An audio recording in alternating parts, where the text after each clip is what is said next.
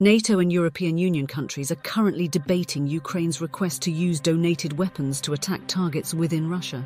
French President Emmanuel Macron has been the highest-profile leader calling for this, and he appears to have support from US Secretary of State Antony Blinken and UK Foreign Secretary David Cameron.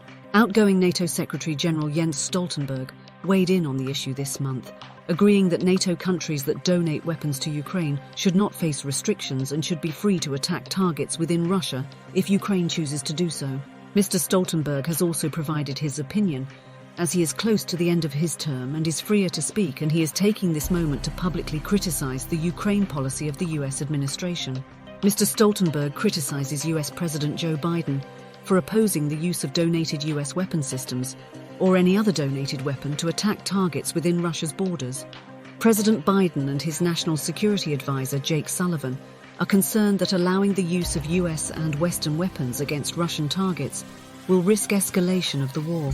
Russian politicians and allies of Russian President Vladimir Putin have stated that attacks on Russia by Western weapons would serve as justification for the use of nuclear weapons in Ukraine and against the country that supplied them. This threat, along with several nuclear drills held by Russia, has caused the White House to take a cautious approach. Consequently, the US has imposed stipulations on the conduct of the war. Given that the US currently donates the largest quantity of military aid to Ukraine, it holds significant influence over the use of Western weapons for attacking Russian territory and the conduct of the war by Ukraine. Mr. Stoltenberg is clearly growing impatient with the US administration's cautious approach and micromanagement of the war. NATO countries pushed Biden to allow the donation of ATACMS, F-16 and M1 main battle tanks, which he eventually agreed to, but only after intense pressure from NATO leadership and member countries.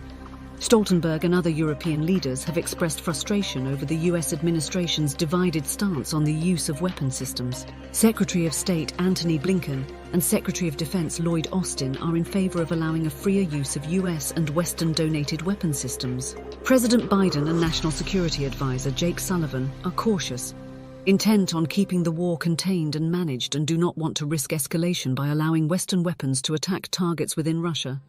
Therefore, even though the president has made his position publicly known, the factions discussing issues with Western partners have the power to water it down. The problem with the Biden-Sullivan approach is that it clearly outlines the restrictions and communicates them to the Russians. This has enabled the Russians to understand the restrictions and adjust their military strategy accordingly by establishing safe havens within Russia's borders.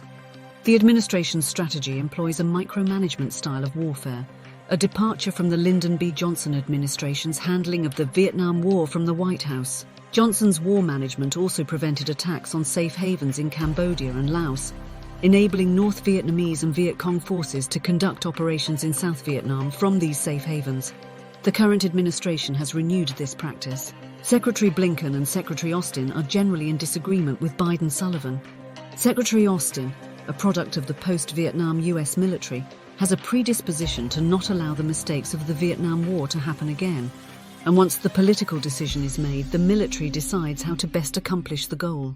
This is the theory, and it breaks down if there is political manipulation of the conduct of the war, and it can be successful in avoiding the type of war strategy that Lyndon Johnson enacted. Secretary Blinken comes to the same conclusion as Secretary Austin, but arrives there from a different direction.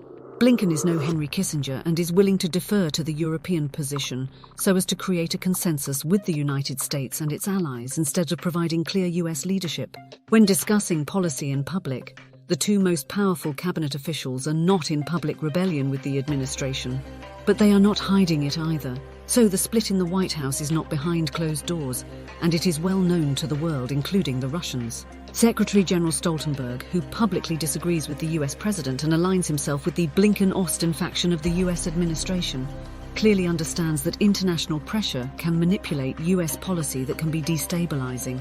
The destabilizing aspect of this lack of leadership and Vietnam War-style policy is that, under sufficient pressure, Biden has conceded to the donation of ATACMS, then M1 tanks, and finally F-16s. The White House's inflexible positions are ultimately flexible when pressure is applied, allowing them to concede on weapon systems that were previously firmly restricted to Ukraine, but have now been sent there on differing timelines. F-16 training is still ongoing and not yet deployed to Ukraine. The destabilizing factor is that the administration, rather than adopting a position of strategic ambiguity to keep the Russians guessing what the US and its allies will do, has publicly stated clearly defined limits. However, with the correct amount of pressure, the administration will relent, change its policy on weapons, and then still attempt to manage the war from the White House. This implies that any policy, regardless of how strongly argued, is susceptible to change. Strategic ambiguity leaves Russia uncertain about the US's actions, thereby necessitating a degree of self-discipline as Russia struggles to discern whether it is crossing a boundary.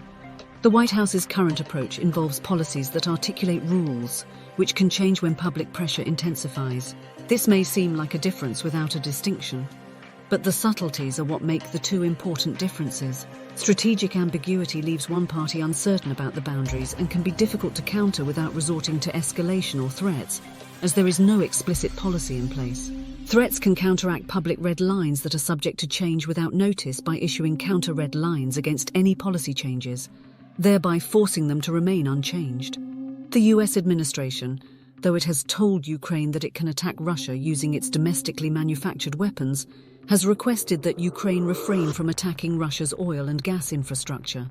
The goal of this policy is to prevent disruptions in the supply of oil and gas to the global market, as the sanctions on Russian energy trade aim to annoy Russia, such as setting price caps, but not eliminate the oil and gas from the market.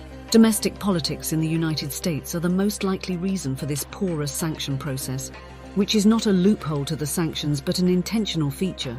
The US administration's position contrasts with the direction the Europeans are going under the leadership of President Macron and Secretary General Stoltenberg, who are both receiving sympathetic support from Secretary Blinken. The Europeans become frustrated when their arguments seem to be accepted by the administration, leading them to make progress in changing the US policy regarding a weapon system to be donated to Ukraine. However, they fail to apply the same logic to other weapon systems they need to convince the administration of. Mr. Stoltenberg and his European allies are striving to establish a €100 billion fund that is immune to the political whims of either the European Union or the United States. This would enable the Ukrainians to depend on aid for their war effort, unaffected by the results of European and American elections. This would also eliminate the US administration's micromanagement of the war effort, provided they agree to remove the restrictions on the use of donated weapons and the types of weapons that can be donated. It is unusual for the NATO Secretary General to be so publicly opposed to war with its largest and most powerful member state. It is a byproduct of a confused and divided administration, whose apparently only principal commitment is to follow a proven failed policy that has not been used since the Vietnam War. Those principles are subject to change if enough political pressure is applied. Even making these exceptions will create diplomatic confusion and greater instability. The challenge for Stoltenberg is the open question of whether he even has authority to do what he is attempting. Budgetary decisions and the decision to use military force ultimately fall on the member states, not NATO. Macron supports working within the European Union framework, which is part of his current crusade to reshape the EU. Germany prefers to work within the framework of the funds they have set aside in their budget to support Ukraine. This means that German aid is not subject to EU unanimous consent, putting it outside both Stoltenberg's and Macron's visions. However, his biggest obstacle is the US administration's cautious approach to the war, which restricts strikes on Russian territory, lacks appropriate deterrence strategies, and allows Russia to continue selling its primary commodity to fund its war. While the adopted approach to supporting Ukraine in its war is flawed, it is not Stoltenberg's or NATO's duty to rectify it despite its contentious nature.